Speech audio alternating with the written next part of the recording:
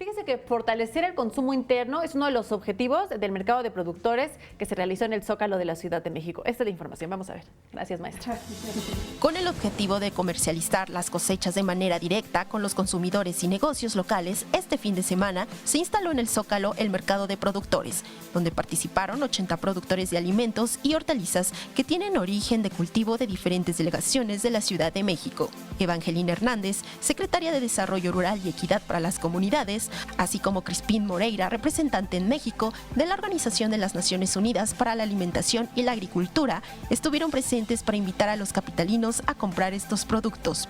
É uma proposta muito potente porque essa intervenção dos mercados, elas possibilitam encurtar o processo de produção, distribuição e consumo. Então, é uma iniciativa que nós recomendamos, a FAO recomenda, sobretudo para cidades como a Ciudad de México.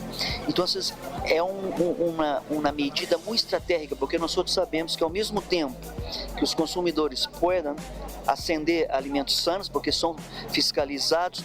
Mermeladas, conservas, hortalizas ornamentales, huevos de gallina y codorniz, carne de pavo y conejo, dulces cristalizados, lácteos de cabra, son algunos de los productos que se pueden adquirir. Están muy ricos, de hecho, y pues está bien para que conozcamos lo que se produce aquí en la Ciudad de México. Está muy bien para que hagan promoción a todo lo que tenemos aquí en el país. La calidad de estos productos cumplen con buenas prácticas agroambientales e higiénicas en el proceso productivo, frescura y temporalidad de sus alimentos. Además han logrado grandes ganancias en las sedes pasadas, ya que han llegado a tener ventas de $500,000 pesos. Con imágenes de Javier Martínez, María José Valencia, 21 Noticias.